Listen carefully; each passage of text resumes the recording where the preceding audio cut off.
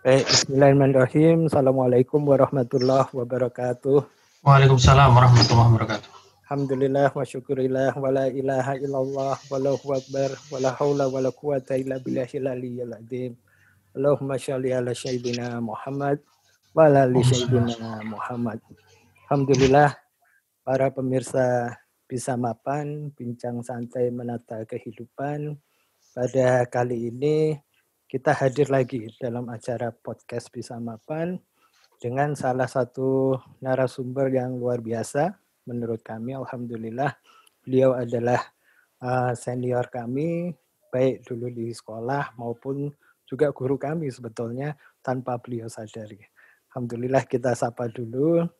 Beliau adalah Profesor Dr. Muhammad Amin Alamsyah, Insinyur MSI PhD.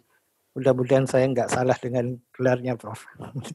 Assalamualaikum, Prof. Amin. Apa kabar? Waalaikumsalam warahmatullahi wabarakatuh, Ustaz. Alhamdulillah sehat, ya sekarang? Ya, alhamdulillah sehat. Mudah-mudahan sehat, keluarga juga. Ya, sehat semuanya, insya Allah. Ya, sebelumnya izinkanlah kami untuk terima kasih atas kesediaannya. Kami yakin di sela-sela waktu beliaunya yang sibuk, beliau berkenan untuk insya Allah berbagi ilmu buat kita semuanya, yang insya Allah manfaat buat kita memahami apa yang terjadi di sekitar kita, yang saat ini kita ingin membahas masalah, atau bukan masalah, perihal potensi sumber daya kelautan ataupun perikanan di negara kita tercinta. Alhamdulillah beliau juga saat ini menjabat sebagai dekan Fakultas Perikanan dan Kelautan di Universitas Airlangga. Beliaunya juga alhamdulillah luar biasa, mantan dari wakil rektor juga. Nah, sekarang kita ingin berbincang-bincang dulu dengan Prof. Amin ini. Sebelumnya kami ucapkan selamat, beliaunya juga baru dilantik sebagai dekan. Selamat, Prof. Terima kasih, Ustaz. Dengan amanah yang baru ini bisa lebih maju lagi di Fakultas Perikanan. Nah, ini mungkin bisa dijelaskan dulu, tapi sebelumnya secara global aja, mungkin dari sisi Prof. Amin sebelumnya seperti apa yang menjadi minat dari Prof. Amin kok terus menekuni di bidang kelautan dan perikanan ini. Monggo, Prof. Ya. Assalamualaikum warahmatullahi wabarakatuh. Alhamdulillahirabbil alamin wassalatu wassalamu ala sayyidina Muhammadin al-ummi wa ala alihi washabbihi ajmain. Kepada hormat Ustaz Didut, beliau adalah salah satu ikon bagi saya bagaimana untuk pengembangan pemberdayaan masyarakat. Ya. Beliau punya banyak ide-ide yang cemerlang, yang mungkin bagi saya merupakan suatu hal yang harus saya ikuti beliaunya ini jejaknya. Ya. Jadi kalau bicara terkait dengan perikanan, itu suatu hal yang sangat luar biasa bagi Indonesia. Seperti yang kita ketahui, 70% wilayah kita adalah wilayah perairan.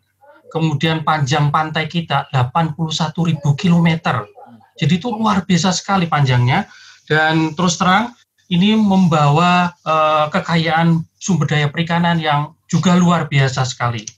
Berdasarkan perhitungan potensi lestari yang kita miliki, itu kita bisa menangkap ikan saja dengan tanpa memikirkan bagaimana kelulus hidupannya ke depan, itu adalah selama masih dalam hitungan 6,4 juta ton, 6,4 juta ton per tahun ya untuk ikan. Itu kita masih dalam kondisi lestari, potensi lestarinya 6,4 juta ton per tahun.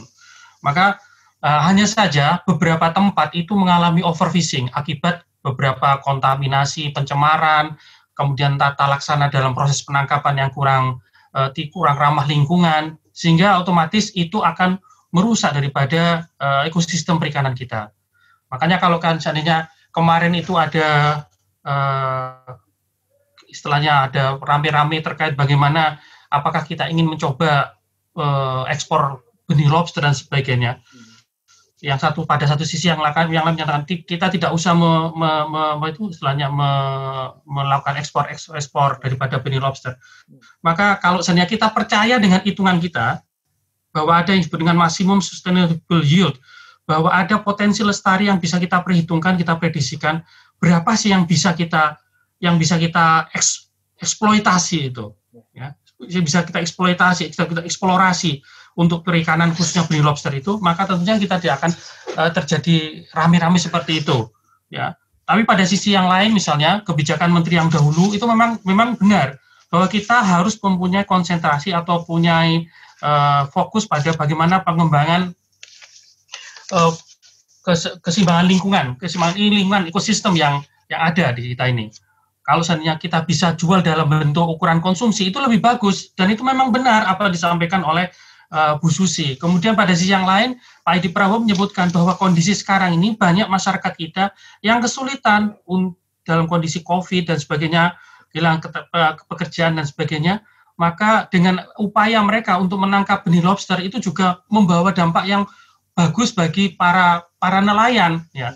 Tapi sekali lagi, itu harus benar-benar perhitungkan berapa yang boleh kita ambil.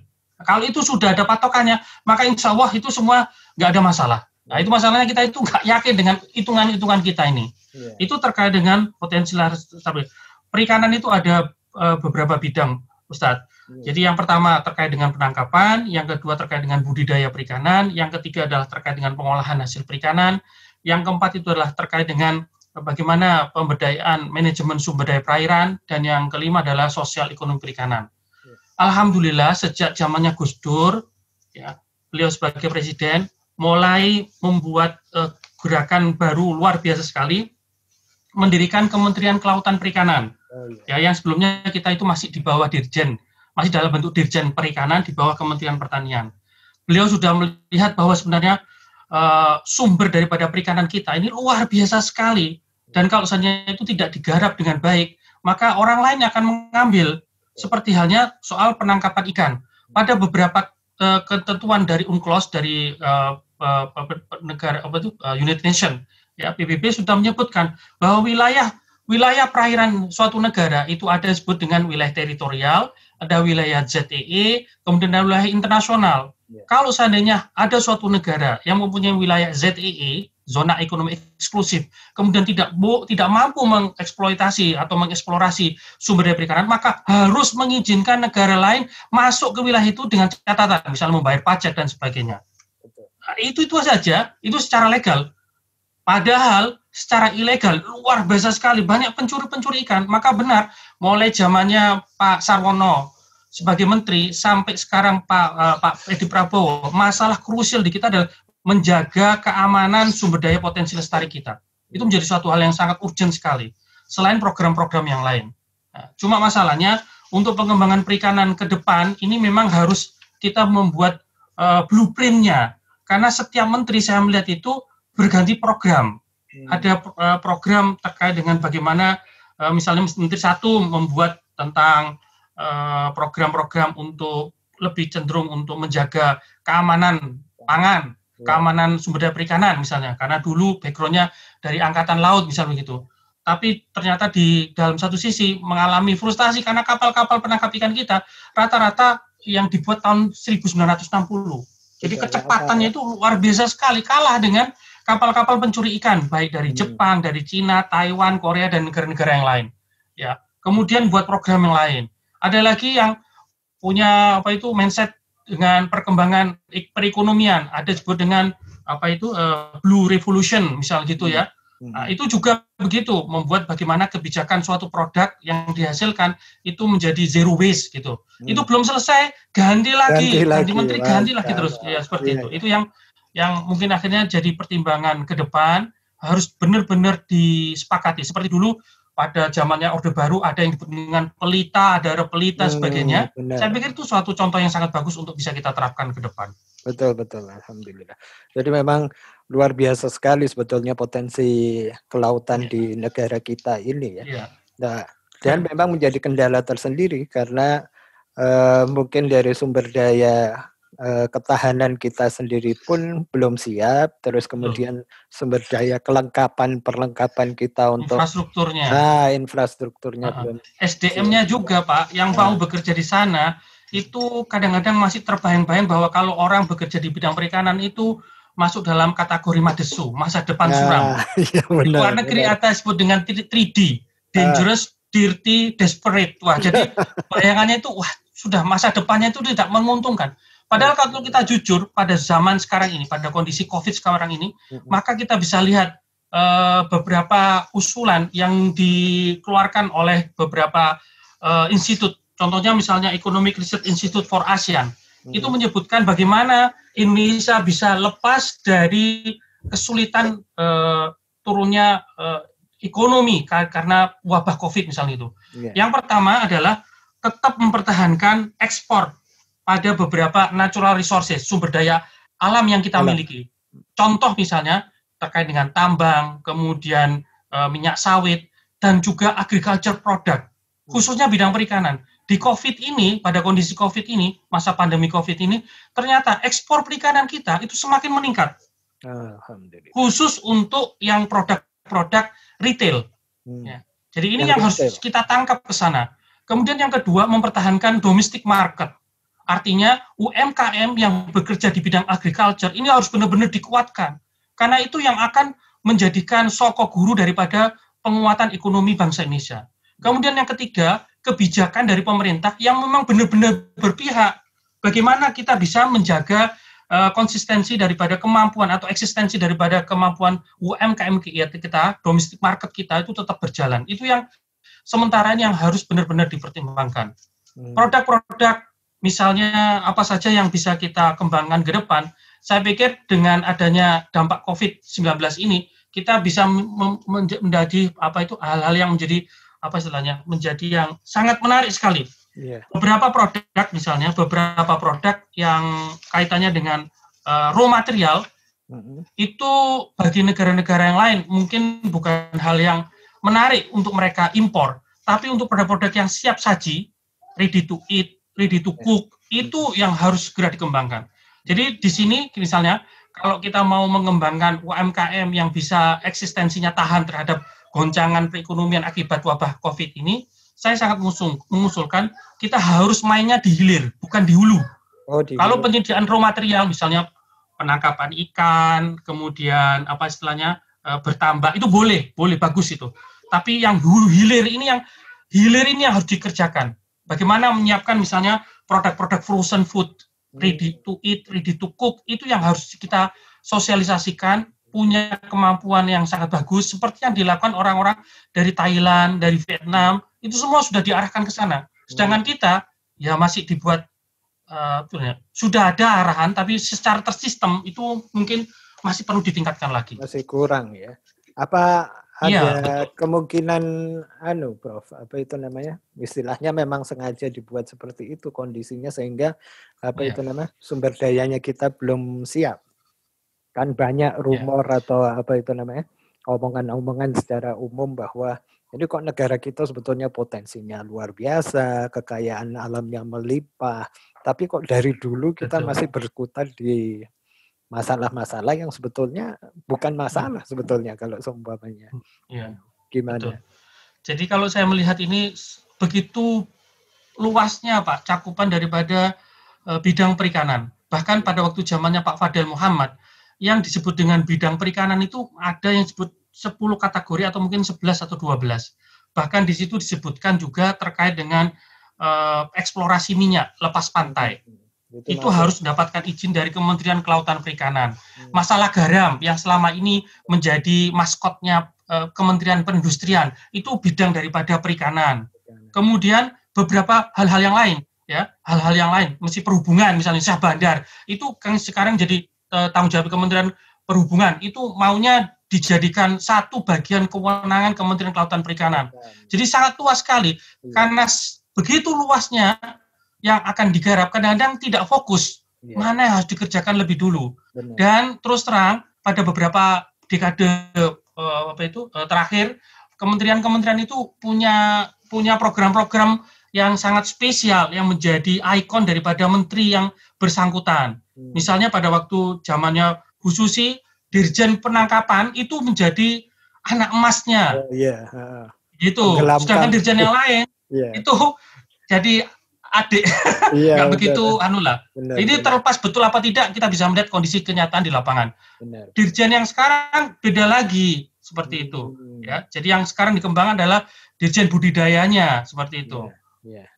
Jadi memang semua harus bergerak, tapi saya pikir harus ada prioritas yang mana yang harus dilakukan pada saat-saat seperti ini, sehingga ke depan bisa bergerak bersama dengan prioritas yang dikembangkan itu. Saya pikir kita bisa meningkatkan devisa negara kita.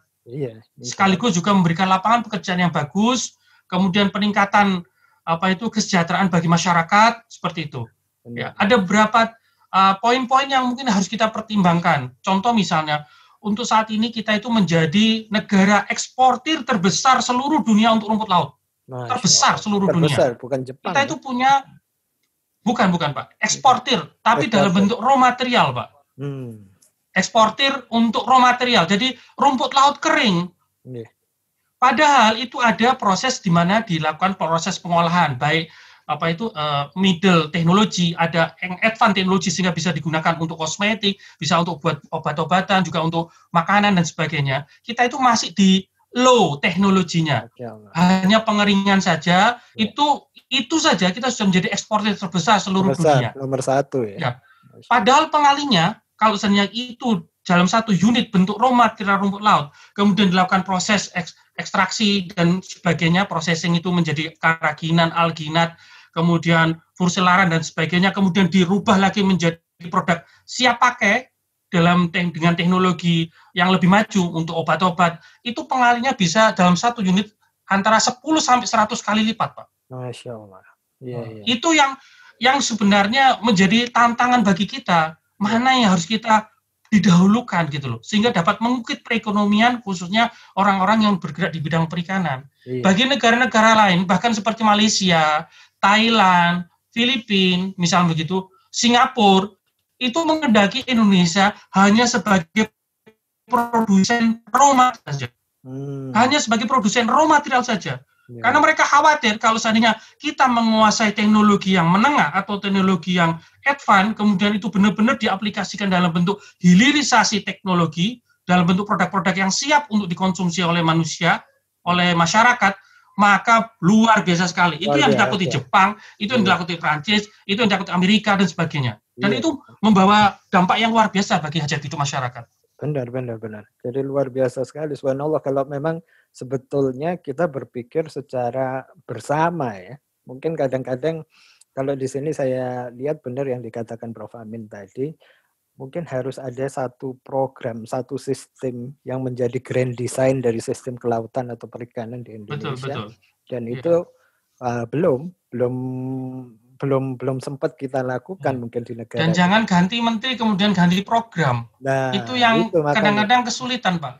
Benar. Yang seringkali kita itu ada jadi kasihan, eman sekali gitu. Ini sudah bagus, berubah lagi. Maksimal berubah lagi. Dan kayaknya itu di lintas departemen juga masih seperti itu ya. Misalnya saja Prof. Amin sekarang di pendidikan juga paham juga kan sebagai juga kadang-kadang ganti menteri terus ganti kebijakan. Kalau dulu zamannya saya masih SD, buku itu bisa kita wariskan pada adik kita. Walaupun udah kelas 6 itu masih pakai. Sekarang enggak, tiap tahun ganti buku. Iya benar. Masya Allah. Sudah enggak bisa diwariskan kakak ke adik. Lah iya betul. Masya Allah. Terus jadi sekarang kalau sedikit bergeser Prof untuk poin berikutnya. Sekarang Prof Amin alhamdulillah bisa menjabat atau memegang amanah sebagai dekan di Fakultas Perikanan dan Kelautan UNER. Ini sebetulnya mungkin awalnya basicnya banyak yang masih kadang-kadang memikirkan. Kalau nggak salah teman-teman yang ada di teknik ITS juga ada jurusan atau fakultas ini. Pembedanya apa ya Prof? Dengan kan boleh dikata ini sebagai fakultas yang baru juga di UNER betul. ya. Betul. Monggo, Bro. Ya, terima kasih Ustadz. Jadi di UNER ini Fakultas Perikanan Kelautan itu adalah fakultas ke-13 dan baru berumur 12 tahun. Program studinya itu ada 2 untuk S1-nya. Pertama itu aquakultur, yang kedua adalah teknologi hasil perikanan. Dulu namanya teknologi industri hasil perikanan. Kemudian kita punya S2, yaitu S2 ilmu perikanan dan juga S2 teknologi perikanan dan kelautan. Itu sudah double degree dengan pihak Taiwan. Ya, jadi kita kalau misalnya punya putra atau putri yang ingin melanjutkan S2, kemudian pakai double degree bisa masuk ke Fakultas Perikanan Kelautan, ambil S2 teknologi perikanan kelautan. Dan itu beda dengan teknologi kelautan yang dimiliki oleh ITS. Kalau ITS bicara tentang infrastrukturnya, terkait dengan pelabuhan, terkait dengan kapal, misalnya begitu, terkait dengan breakwater, misalnya begitu. Kalau kita terkait dengan produk yang bisa kita eksplorasi seperti itu, produk-produk olahan seperti itu. Bahkan untuk Fakultas Perikanan UNER ini punya spesifikasi khususnya dalam bidang aquakultur, yaitu punya keunggulan dalam hal bagaimana penanggulangan penyakit. Karena sebelumnya kita itu insya Allah lebih dari 15 tahun itu belajar dulu, nyantrik dulu di Fakultas Kedokteran Hewan. Jadi beberapa hal muatan-muatan lokal kita itu mungkin berbeda dengan program studi yang sama aquakultur di fakultas atau perguruan tinggi yang lain. Contoh misalnya hama dan penyakit ikan di perguruan tinggi yang lain, apakah IPB, apakah di Undip, apakah di Unsud, apakah di Unhas, itu hanya mendapatkan 3 SKS dalam 1 semesternya. Tetapi di Fakultas Perikanan untuk aquakultur ini, itu ada mata kuliah khusus misalnya bakteriologi 1, bakteriologi 2, parasitologi 1, parasitologi 2, demikian juga virologi. Jadi muatan lokal kita untuk bagaimana menghandle pencegahan penyakit, baik untuk ikan ataupun udang, itu insya Allah kita lebih advance lah dibandingkan fakultas yang lain. Kemudian yang kedua, untuk pengolahan hasil perikanan, teknologi hasil perikanan, kita mencangkok dari fakultas farmasi. Jadi kita lebih cenderung untuk mengeksplorasi farmakologi kelautan. Yang itu mungkin agak beda dengan program studi yang sama pada fakultas atau perguruan tinggi yang lain. Seperti itu. Dan kita berharap untuk ke depan teman-teman itu harus mulai menyiapkan kemampuan mereka khususnya karena terus terang globalisasi yang itu sudah berjalan sedemikian cepatnya. Bahkan diprediksikan Indonesia itu akan terjadi booming bonus demokrasi 2030-2040, di mana anak-anak yang sekarang sedang studi S1, insya Allah akan menjadi calon pemimpin bangsa kita. Maka dalam proses persiapan itu, maka khususnya Fakultas Perikanan dan Kelautan sekarang ini, kami siapkan apa yang kita sebut dengan Integration Industri Akademia Program. Insya Allah mulai tahun 2021 ini awal sudah kita launching.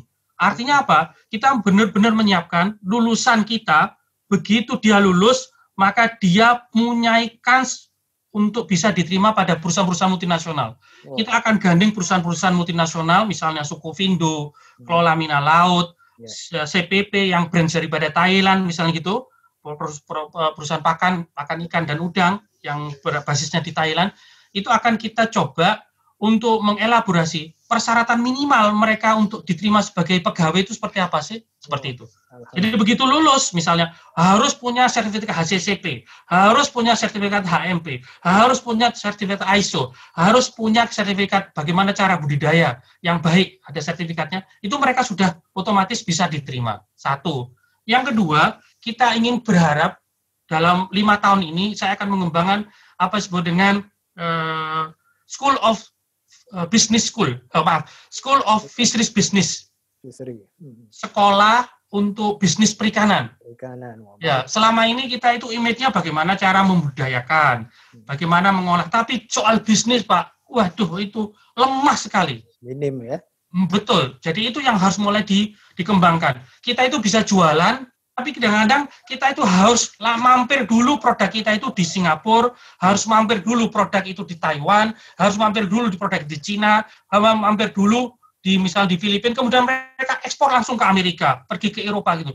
Karena apa? Karena kemampuan apa istilahnya, kemampuan untuk bisnisnya itu sangat minim, kemampuan bisnisnya.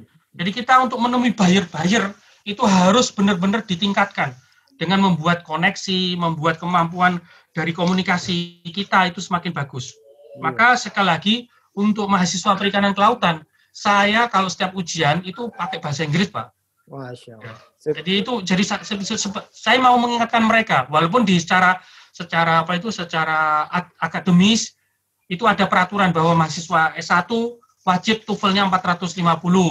Kemudian untuk mahasiswa S2 wajib TOEFL-nya 475 misal gitu. Tapi itu kan nggak cukup kalau 450 sama 75. Padahal untuk bisa ke luar negeri itu rata-rata minimal 550 ke atas. 550, iya, betul. 550 bahkan 600 misal begitu. Yang di Eropa atau negara-negara Commonwealth itu. Maka saya akan benar-benar dorong mahasiswa-mahasiswa kita, kamu jangan berhenti di sekolah di S1 saja.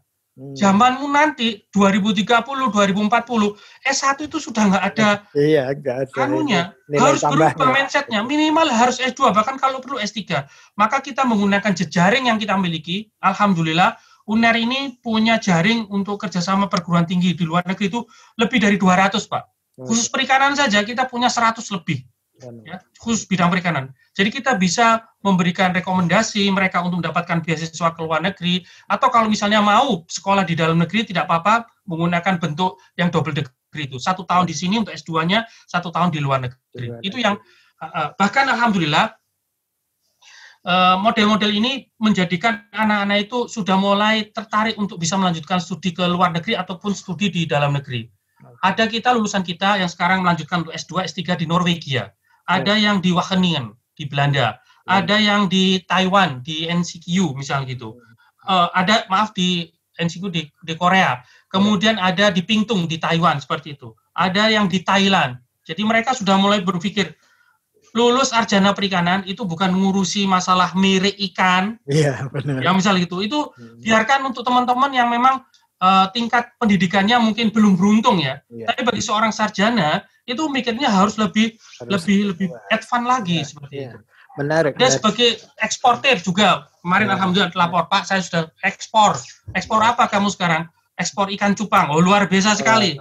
Walaupun saya tanya berapa harga cupang dulu, Pak? Kalau yang bentuknya siripnya yang bunder itu bisa sampai 100.000 per ekornya. Ya Allah, per ekor ya? Per ekor, Pak. Jadi itu luar biasa sekali. Dia kompetitornya di Thailand. Jadi dia bisa kirim ke Amerika. Jadi itu yang harapan ke depan, bahwa perikanan adalah madesu itu salah. Iya, mindsetnya harus dirubah. Benar, dengan paparan ini luar biasa.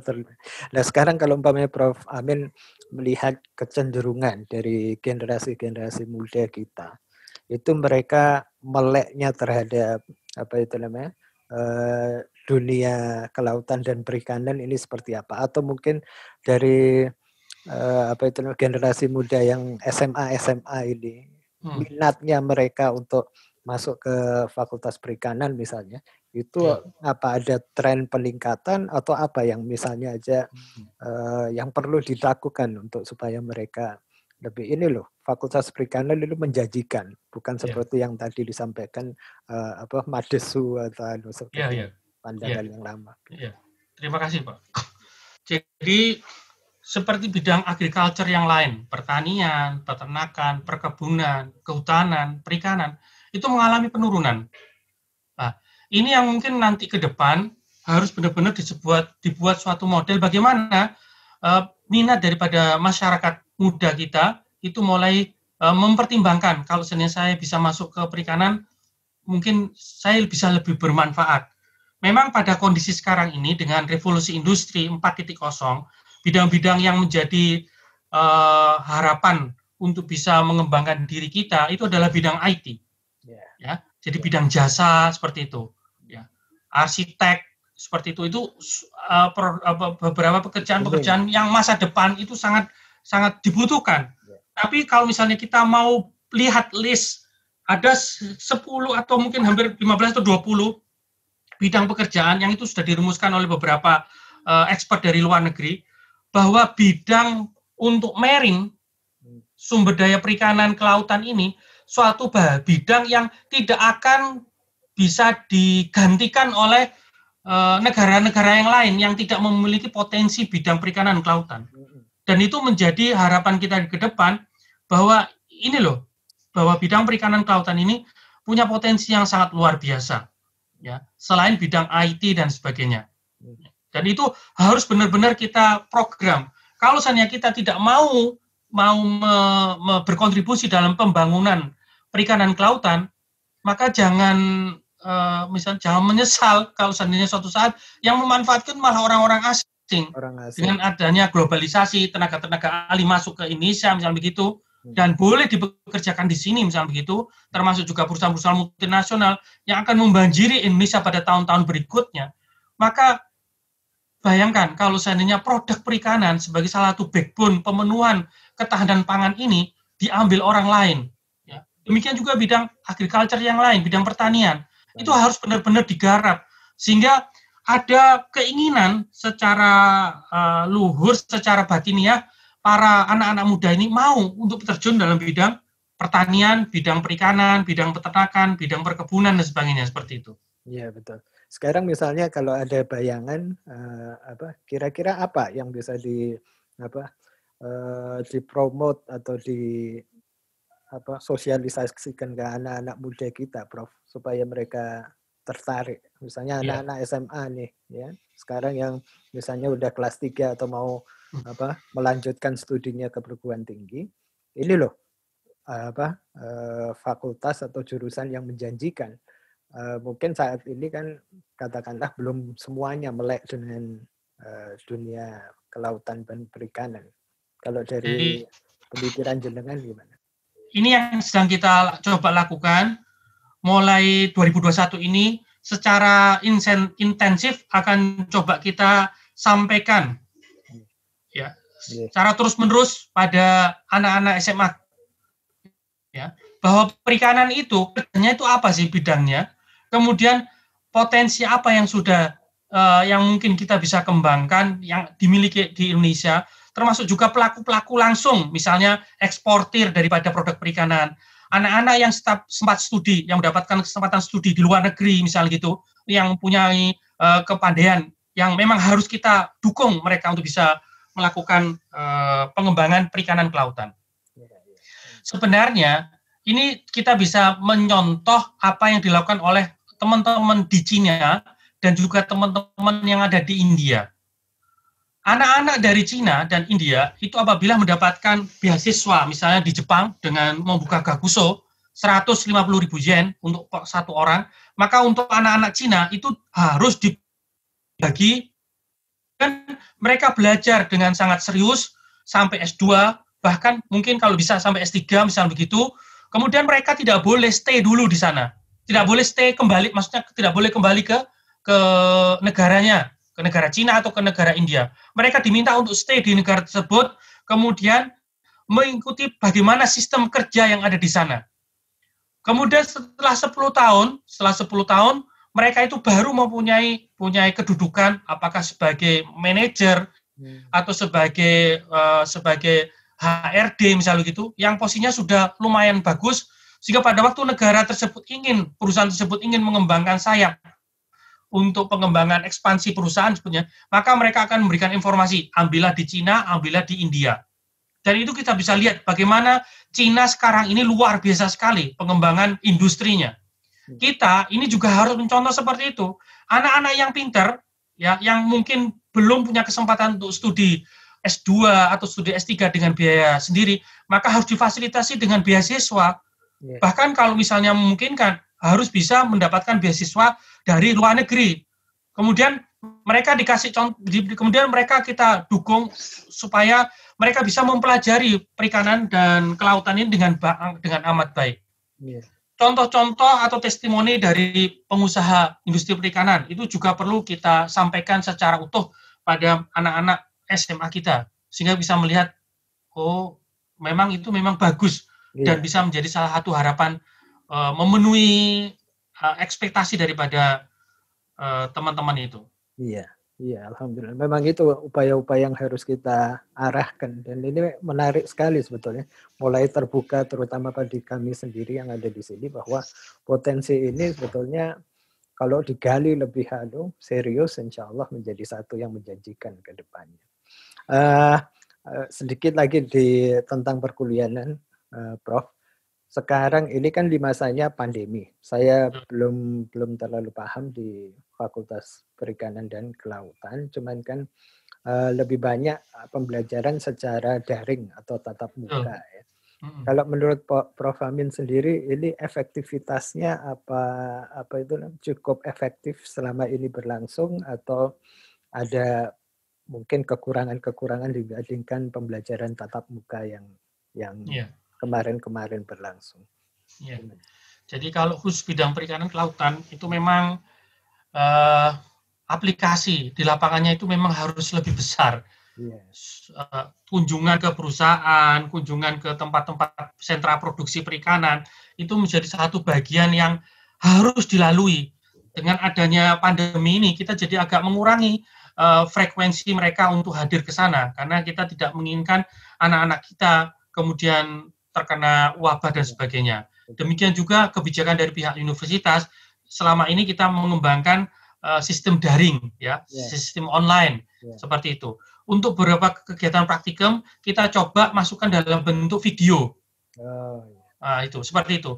Tapi kemudian untuk penelitian juga demikian. Untuk tugas akhir ini dari kebijakan dari pimpinan kita diizinkan untuk membuat tugas akhir dalam bentuk artikel review. Jadi tidak melakukan penelitian. Jadi studi pustaka kemudian dielaborasi dengan beberapa diskusi dengan pembimbingnya, kemudian dijadikan tulisan. Ya, saya sangat berharap sekali mudah-mudahan COVID ini bisa segera mereda dan bisa kita terbebas dari COVID. Amin. Dan kita bisa melaksanakan kegiatan baik penelitian, kemudian praktikum, kunjungan ke sentra-sentra produksi perikanan itu bisa berjalan sebagaimana yang semestinya. Amin, amin. Tapi insya Allah dari apa yang kita lakukan, ya, jadi selama anak itu mau belajar, mau mengeksplor, walaupun dalam kondisi daring, asal dia mau belajar lewat online, kemudian benar-benar perhatikan video yang kita sampaikan terkait dengan pelaksanaan. Tapi sebenarnya kalau cuma video itu kan nggak terlibat langsung ya. Langsung. Profesionalismenya itu sekedar teori. Iya benar. Ya mudah-mudahan itu bisa kedepannya bisa mereka punya keinginan untuk bisa mengeksplor secara mandiri. Iya, mudah-mudahan insya Allah. Semua juga berharap mudah-mudahan pandemi ini segera berakhir. Ya, insya Allah. Iya, seperti itu.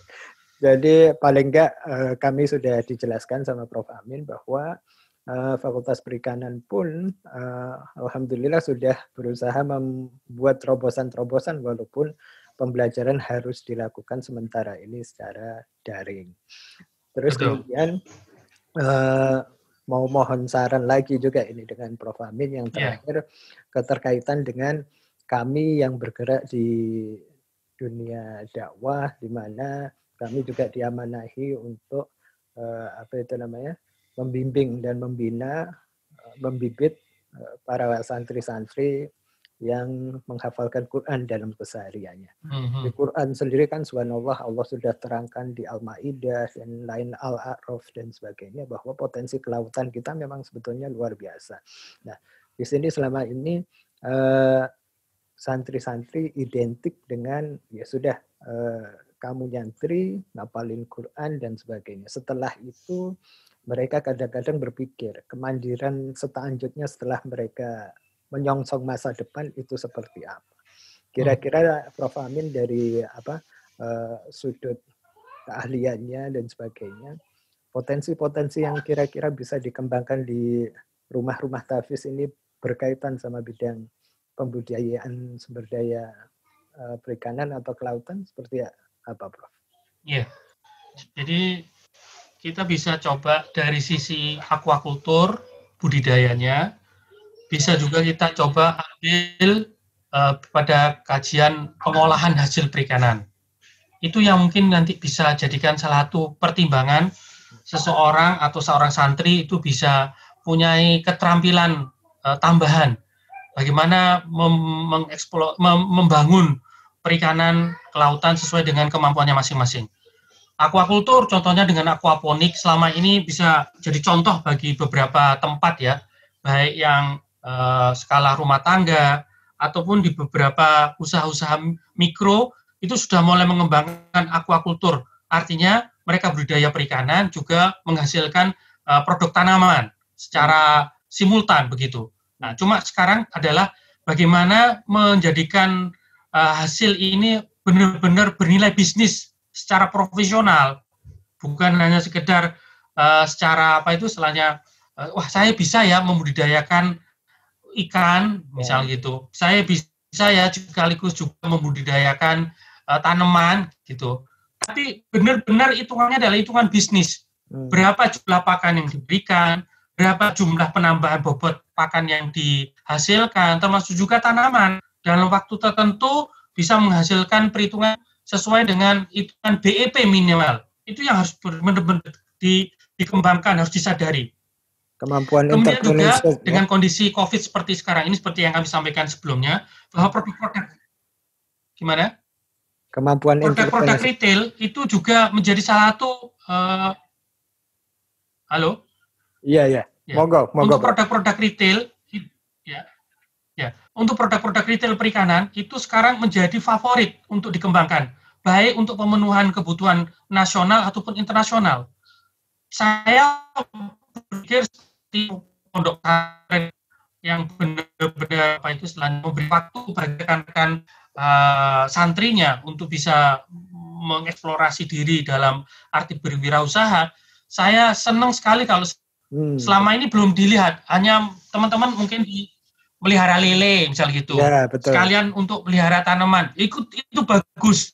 Misalnya santrinya Ustaz Radit gitu ya, fiskulan sekaligus mereka menghasilkan produk perikanan yang halal, toiban misalnya, wah itu luar biasa sekali. Betul. Insya Allah itu nggak kalah dengan air santri misal gitu. Amin. Insya Allah seperti itu. Memang potensi-potensi ini yang sudah disampaikan sama Prof. Amin, insya Allah sangat-sangat manfaat, dan bukan hanya santri sebetulnya yang bisa masuk ke sini, tapi para pemirsa, para jamaah, umat Islam pada khususnya juga perlu melek bahwa potensi sumber daya perikanan itu bisa dilakukan oleh semua pihak, mulai dari yang terkecil, unit terkecil dalam bentuk entrepreneurship, ya kan, kemandirian, UMKM atau apa dan sebagainya. Yang penting ada kemauan. Ya pokoknya di sini insya Allah menjadi potensi buat semua. Di sini bukan hanya santri, tapi juga jamaah pun, pemirsa yang mendengarkan ini bisa menggali terus potensi dari kelautan dan perikanan di negara kita. Nah, ini di penghujung acara, Prof. Amin mungkin bisa beri 1-2 saran ya, atau poin-poin dari apa yang kita bincangkan tadi, yang bisa menjadi motivasi pemirsa, khususnya para santri ataupun orang-orang yang mendengarkan ini, bagaimana kita bisa bersikap, bagaimana kita bisa mengisi potensi-potensi perikanan yang ada di Indonesia ini. Saran-saran dan lalu gimana, Prof? Ya, terima kasih Ustaz. Saya itu punya pengalaman waktu S2 saya, pernah saya dapatkan sandwich di Nagoya University, kemudian saya juga ambil S3-nya di Nagasaki University. Saya punya pengalaman bahwa setiap ada masalah, itu jangan lari dari sekitar yang ada di sekitar kita. Maksudnya begini, di Nagasaki, itu ada selat yang disebut dengan Ariake ya, itu tempat yang sangat bagus sekali untuk potensi perikanannya. Cuma masalahnya seringkali pada waktu-waktu tertentu terjadi harmful algal bloom Jadi plankton yang berbahaya itu mengeluarkan racun dan sebagainya. Kemudian itu pada waktu dia blooming dalam kondisi jumlahnya padat sekali, di atas 10 pangkat 4 sel per mililiter, itu mengeluarkan racun sehingga mereka bisa mendominasi. Berakibat produk perikanannya semakin turun. Ya. Ternyata obatnya itu ya ada di sekitar itu juga. Jadi Allah itu subhanahu wa ta'ala ya, Allah subhanahu wa ta'ala itu memberikan ujian dan Allah itu juga menyediakan obatnya. Seperti itu. Tidak jauh-jauh, asal kita mau meneliti dan sebagainya. Sekarang ini, Indonesia ini dikaruniai Allah subhanahu wa ta'ala dengan sumber daya perikanan kelautan yang luar biasa sekali. Kita itu bicara bahwa tingkat kemiskinan kita itu sekian, rata-rata penduduk kita itu istilahnya GDP-nya sekian gitu loh. Lah kenapa kok kita memikirkan yang lain? Allah ini sudah tunjukkan ini loh. Ini yang harus kamu kerjakan. Yang ada di depan mata ini loh. Yang harus kita eksplorasi, kita rawat, kita manage dengan baik, dan itu kita harus benar-benar lakukan secara profesional. Kalau itu kita lakukan, insya Allah kita nggak akan kalah dengan negara-negara yang maju. Amin, insya Allah. Sementara ini kan kita masih nggak pede saja dengan apa yang diberikan Allah Subhanahu wa Ta'ala kepada kita. Padahal ada di sekeliling mungkin kita. Itu yang bisa Iya betul. Iya betul. Baik kalau gitu. Jadi, alhamdulillah itu tadi, insya Allah sudah banyak ilmu yang dibagikan oleh Prof. Amin. Apa itu namanya? Mudah-mudahan, insya Allah kalau buat kami sendiri luar biasa. Apa itu namanya? Manfaatnya mudah-mudahan juga menjadi manfaat buat yang lain-lain juga. Apa yang tadi dipaparkan oleh Prof. Amin, apa itu namanya, sebetulnya bisa. Kalau ada giroh, ya, ada giroh. Betul. Yang penting itu ada semangat, ada pengetahuan, ada kemauan yang paling penting.